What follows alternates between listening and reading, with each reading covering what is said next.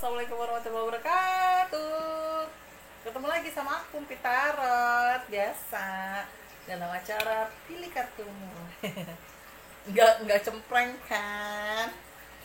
Oke teman-teman, gimana kabarnya? Semoga selalu sehat walafiat ya. Semoga selalu bahagia, selalu murah rezeki ya. Pokoknya doa yang baik-baik untuk semua.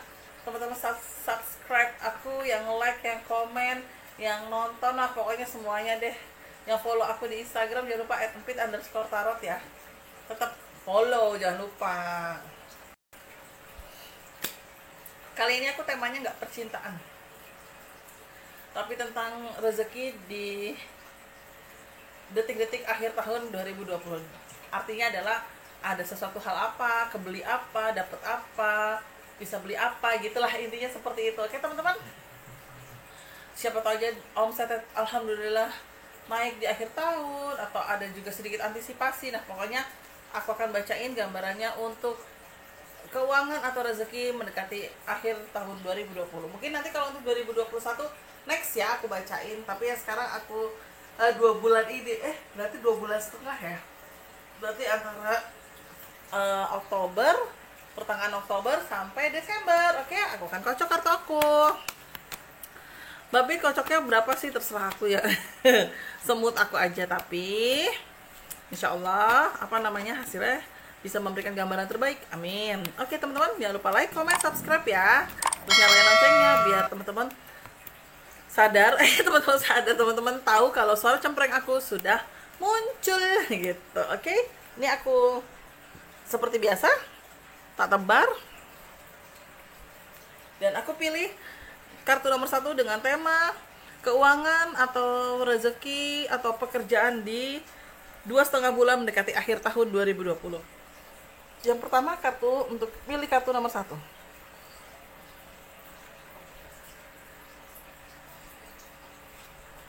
Nomor 1,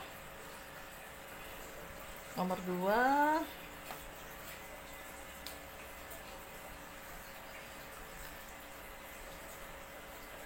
terus nomor 3,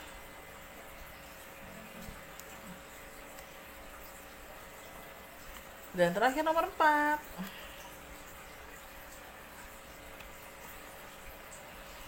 Oke, sebentar aku akan rapikan kartunya dulu ya.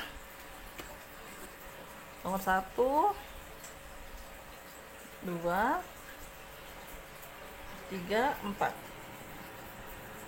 Oke, silakan teman-teman pilih, dimulai dari sekarang. Nomor 1, 2, 3, 4, 4, 3, 2, 1. Oke, silakan dipilih. 15 detik.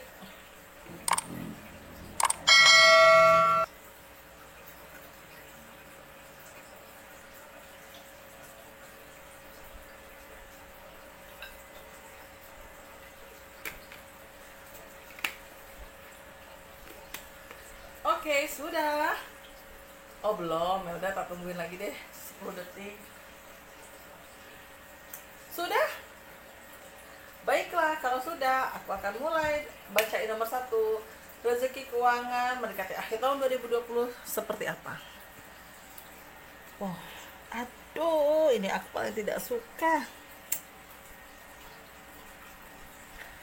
Ini aku baca untuk usaha ataupun pekerjaan ya, usaha atau pekerjaan. Jadi intinya akal aku ngomong pekerjaan itu bisa menyangkut teman-teman yang punten sebagai karyawan dan teman-teman yang punya usaha. Jadi biar tidak double kata-katanya, intinya sama kok. Cuma aku lemes nih, baru nomor 1 aja ngeliatnya nggak enak. Kenapa sih harus menjatuhkan dengan cara seperti itu? Ya sudah. Berkat kesabaran teman-teman, kesederhanaan teman-teman dalam bergaya dalam hal bekerja atau mencari rezeki atau mencari nafkah aja, nggak enak ya, mencari rezeki aja ya bahasanya. Mencari rezeki teman-teman alhamdulillah bisa menghargai orang lain, bisa berkomunikasi baik mungkin dengan klien, bisa berkomunikasi baik juga mungkin dengan distributor atau reseller gitu kan. Tapi di sini ada kartu kesabaran, jadi proses teman-teman bisa mendapatkan hasil sampai akhir tahun 2020 ini sudah dilewati dengan kesabaran, kesederhanaan, dan air mata. Kenapa saya bilang air mata? Karena awal mula pandemi itulah air mata kita mulai menetes.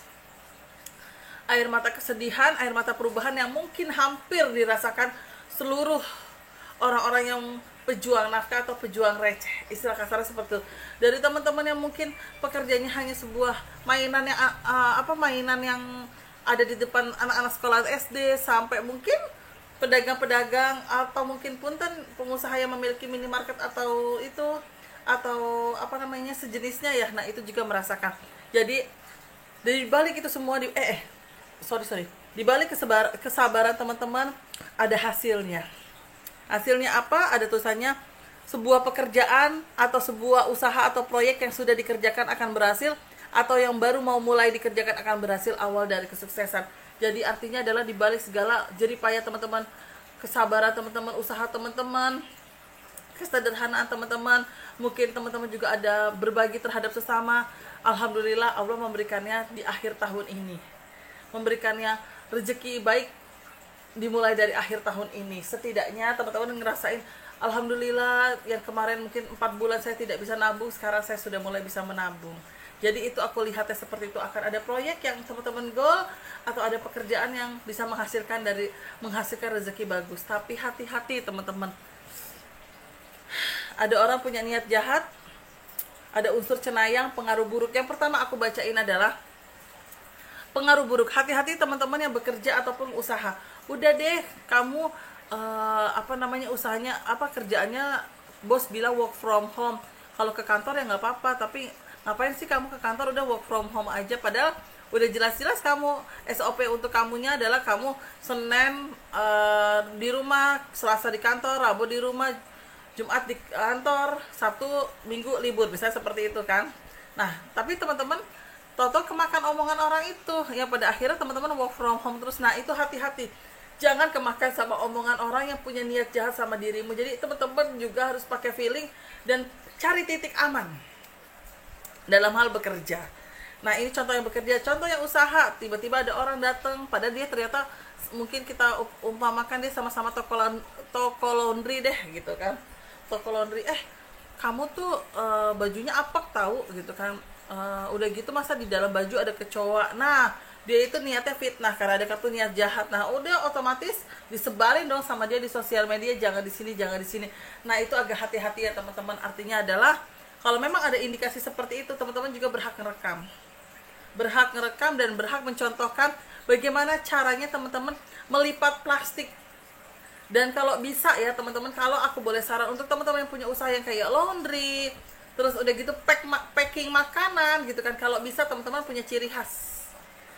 Kalau stiker mungkin orang itu bisa copot dong, tapi kalau yang nggak bisa dicopot tuh apa? Salah satunya itu adalah mungkin stempel. Teman-teman harus bisa bikin stempel. Jadi setiap lipatan plastik yang teman-teman mungkin lilit dengan isolasi itu kalau bisa dikasih stempel, biar menciri khasnya. Kalau stempel itu misalnya isolasi itu dibuka kan otomatis stempel itu akan nggak full dong ya kan. Nah itu dia.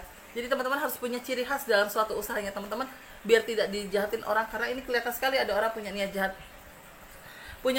Orang itu punya niat jahat saat teman-teman omsetnya bagus atau rezekinya bagus dari sebuah pekerjaan, tiba-tiba tanpa disadari ternyata teman-teman target untuk pekerjaannya masuk, target asuransinya masuk, target penjualan mobilnya masuk, target apalah yang ada targetnya atau ada pekerjaannya insya Allah bagus.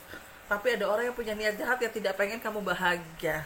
Jadi agak hati-hati. Nomor 1 teman-teman, tetap mawas diri, tetap konsentrasi, tetap ikuti SOP perusahaan. Terus untuk teman-teman yang usaha juga tetap lihat usahanya seperti apa. Jangan misal ada orang nih bawa satu plastik nih baju kotor misalnya gitu kan untuk di laundry ya, teman-teman cuma langsung masukin aja, tapi teman-teman coba periksa ada nggak yang bolong ya, walaupun mungkin ada yang namanya ada keringet orang kan udah resiko ya untuk teman-teman yang punya usaha laundry. Nah itu contohnya seperti itu contoh kecil kalau aku lihat dari kartu aku. Nomor 1, insya Allah mendekati akhir tahun rezekinya bagus, sangat bagus aku bilangnya. Ada project yang goal, ada mungkin target dalam hal pekerjaan yang masuk, ada rezeki juga bagus dari hasil usaha atau penjualan gitu kan. Tapi ternyata ada orang yang punya niat jahat. Nah itu aku lihatnya nomor 1. Nah untuk niat jahatnya ini aku tidak mau harus mengartikan dengan cenayang ya, walaupun tambahan aja, walaupun di kartu nomor 1 itu ada tulisannya cenayang. Jadi aku juga tidak mau mensugestikan sesuatu hal yang jelek itu pasti ada unsur cenayangnya. Aku tidak mau mensugestikan itu. Tapi setidaknya di sini ada orang yang punya niat jahat sama teman-teman, dan niat jahatnya mungkin aku sudah sedikit menggambarkan seperti itu aku lihat ya, seperti itu nomor 1. Nah kalau untuk nomor 2 nih teman-teman, wow, gila, amazing. Balik lagi 2 tahun ke belakang, kalau kita flashback teman-teman di sini ngerasa sangat-sangat amat amat turun. Apalagi ini tahun 2019 dan benar, tahun 19 dan 20, ditambah juga tahun 2020 ini drop, benar-benar teman-teman drop di sekitaran bulan Mei, di Mei tahun ini. Tapi alhamdulillah teman-teman sudah tahu caranya menjadi orang sukses. Artinya adalah teman-teman sudah tahu bagaimana caranya untuk bangkit, bagaimana caranya untuk keluar dari sisi keterpurukan ini. Alhamdulillah aku lihat, aku merinding, mendekati akhir tahun ini ada job yang bagus, kaya raya dan sukses. Artinya adalah ada rezeki teman-teman yang kepending di bulan Mei tahun 2020 atau antara tahun 2019 atau 2020 ada yang kepending. Contohnya, ini aku perumpamaan aja orang yang kerja aja deh. Pada saat mungkin pada saat tahun 19 atau 2020, kita nggak usah sebutnya ya, mungkin antara bulan itu ada orang yang nih mau investasi, misalnya investasi properti. Nah investasi propertinya itu salah satunya itu adalah ke arah perumahan nih, misalnya perumahan dan apartemen. Nah tiba-tiba dia sudah bayar DP untuk apartemen lah, misalnya ya apartemen. Tapi ternyata ada pandemi, akhirnya dia pending. Tapi dia bilang sama mungkin marketingnya atau kamunya ya teman-teman, atau klien intinya sama marketingnya. Misalnya marketingnya itu adalah teman-teman. Nah dia bilang, maaf ya saya pending dulu, tapi saya tidak membatalkan. Cuma saya tidak tahu nih sampai kapan. Tapi saya minta waktu untuk properti kamu atau perusahaan kamu ya setidaknya sampai Mei tahun depan lah, saya pending dulu. Otomatis pihak perusahaan atau pihak dari kantor kamu pasti kan, ya jangan lama-lama dong tante atau om gitu kan, karena kita juga mengejar unit, takutnya unitnya ada yang kepengen gitu kan. Nah terus dia bilang lagi, kalau memang unitnya ada yang mau ya nggak apa-apa, tapi tolong uang saya jadi kembalikan dulu, atau tolong carikan saya unit yang bagus juga, tapi menghadapnya ke selatan ya gitu. Oke gitu kan. Ternyata itu ke pending, yang dia mungkin pengen bayar Juni atau Juli, ternyata budgetnya tidak mencukupi. Nah tiba-tiba ada durian runtuh, dia bisa membayarnya mungkin secara cash atau cash bertahap atau cash bertahap dengan developer gitu kan. Tiba-tiba dia bisa bayarkan dan kamu langsung dapat rezekinya. Artinya adalah kamu langsung dapat bonus atau bonus ya, berarti kan bonus dari pembelian orang itu. Nah jadi kalau aku lihat rezeki itu tidak diduga-duga. Jadi insya Allah ya, yang pilih kartu nomor 2 gambarannya akhir tahun ini tiba-tiba ada rezeki yang tidak terduga, yang mungkin ke pending dari tahun 2019 atau dari awal 2020 atau pandemi kemarin. Tiba-tiba mendekati 2 bulan akhir tahun di 2020, toto ada jreng bonus yang kamu ngerasain, alhamdulillah ada cuan ya Allah, setidaknya saya bisa menabung, setidaknya saya bisa menutupi mungkin beberapa utang saya yang kemarin saya sempat pakai apa. Nah kayak gitu aku lihatnya. Jadi untuk teman-teman yang pilih kartu nomor 2, dibalik kurang lebih 2 tahun masa susah ini, insya Allah jangan berkecil hati. Mendekati akhir tahun 2020 ada tulisannya, telah mengetahui caranya menjadi orang sukses dan kaya raya. Artinya adalah teman-teman sudah mulai bangkit lagi, dan dari kebangkitan, kok nggak enak ya bahasa kebangkitan, dan dari keterpurukan teman-teman terus teman-teman bangkit, alhamdulillah ada hasilnya.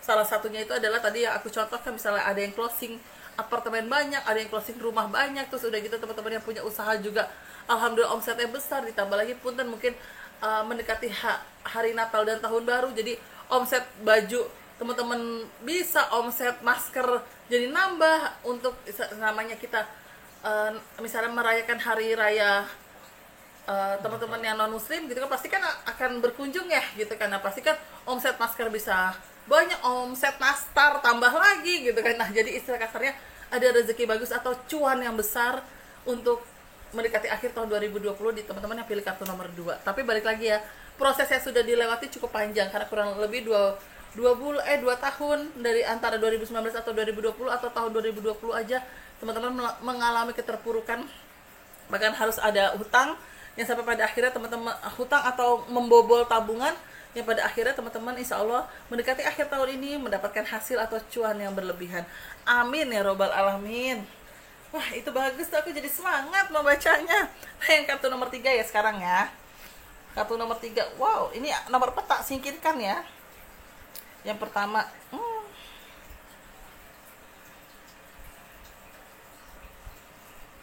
oke, yang kartu ketiga ini kalau aku baca, alhamdulillah ya, walaupun punten ada pandemi, tapi sebenarnya rezekinya bagus-bagus aja. Aku lihat di sini ada tulisannya bersatu dalam satu pekerjaan yang membawa kesuksesan. Alhamdulillah rezekinya bagus-bagus aja. Menikmati hidup lebih nikmat ya, sekitaran bulan November atau Desember mungkin teman-teman bisa menikmati hidup lebih nikmat. Tapi teman-teman aku tidak tahu nih ada unsur apa ya gitu kan. Tapi di sini saya sedikit mengingatkan untuk teman-teman yang pilih kartu nomor 3. Di sini ada tulisannya, sebentar, aku lupa. Ada tulisannya kehidupan sosial, ada tulisannya juga kebahagiaan, wanita tua, dan religi. Berarti artinya adalah yang pertama adalah kalau teman-teman merasa punya hutang, punya janji dengan orang tua, tolong dipenuhi dulu. Itu yang pertama. Jangan sampai nanti keuangannya teman-teman nggak berkah nih gitu. Ya kalau nggak berkah itu urusan Gusti Allah ya. Pokoknya intinya gini, takutnya malah teman-teman nyesel di kemudian hari gitu deh. Terus yang kedua aku juga lihat dari gambar kartu aku di sini sosial. Ayo teman-teman, mungkin kamu merasa alhamdulillah, mungkin kamu salah satu orang yang beruntung, yang alhamdulillah sampai akhir tahun ini kamu ternyata diberikan cuan, rezeki yang baik sama Allah, sama Tuhan gitu kan. Ayo jangan lupa sosialnya. Jangan lupa nilai kemanusiaannya untuk masyarakat. Gak usah banyak-banyak, gak usah yang kiranya pengen 50.000 biar dilihat orang, atau kayak rich, crazy rich yang ngasihnya di dalam kerdus 1 juta. Kalau teman-teman punya rezeki banyak berlebih monggo. Tapi kalau teman-teman merasa keadaannya juga pas, tapi teman-teman pengen berbagi, silakan. Jadi di sini untuk teman-teman yang pilih nomor 3, alhamdulillah rezeki dari pandemi itu, dari awal pandemi ya sampai nanti insya Allah akhir tahun 2020 ini ada aja rezekinya. Tapi dibalik itu semua, teman-teman jangan lupa berbagi terhadap sesama. Terus udah gitu tingkatkan jiwa sosialnya juga. Jadi lebih ke arah untuk apa ya? Untuk ya biar rezeki dari pekerjaannya teman-teman atau usahanya teman-teman lebih bermakna dan lebih diridoi ya sama Tuhan Yang Maha Esa gitu. Dan kira-kira hambatannya apa? Kalau aku lihat sih di sini hambatannya kecil ya, hambatannya cuma satu ya, itu doang. Mungkin bukan hambatan ya, tapi intinya gini, ada sesuatu hal yang teman-teman harus ingat janjinya teman-teman mungkin sama orang gitu. Oh nanti kalau misalnya keadaan aku aman, aku pengen beliin ibu aku ini. Mungkin teman-teman punya janji itu ya. Jadi kalau aku boleh lihat sih seperti itu. Kalau aku boleh lihat saran aku ya, itu teman-teman yang aku lihat dari kartu aku nomor 3. Jadi nomor 3 ini nggak terlalu panjang ya, nggak terlalu panjang juga, tapi di sini lebih ke arah simple. Insya Allah ada hasilnya. Amin ya robbal alamin. Berarti kan insya Allah yang nomor 3 ini sampai akhir tahun ini rezekinya ada aja. Tapi ya tadi itu ada jiwa sosialnya mungkin sedikit ditingkatkan, kemanusiaannya, dan ada janji mungkin terhadap orang tua atau terhadap anak atau terhadap keluarga atau kerabat yang mungkin kiranya teman-teman belum penuhi. Nah jadi agak-agak diingat aja ya. Itu nomor 3. Dan yang terakhir nomor 4, rezekinya seperti apa sih? Kenapa ya nomor 4 itu kadang bagus, kadang jelek, maksudnya tidak stabil seperti nomor-nomor lain ya. Tapi ya kita nggak tahu ya, namanya ini prediksi, pilih kartu doang ya. Yang pertama sebenarnya rezekinya teman-teman tuh aman, bagus, bahagia. Bahkan dari gambar kartu aku mungkin pada saat pandemi orang merasakan ngedropnya keuangan, tapi teman-teman alhamdulillah aman ya, walaupun mungkin ada sedikit berkurang, misalnya gajinya teman-teman 10 juta terus berkurangnya 500 ya nggak apa-apa lah, masih ada 9,5 juta misalnya seperti itu ya gitu.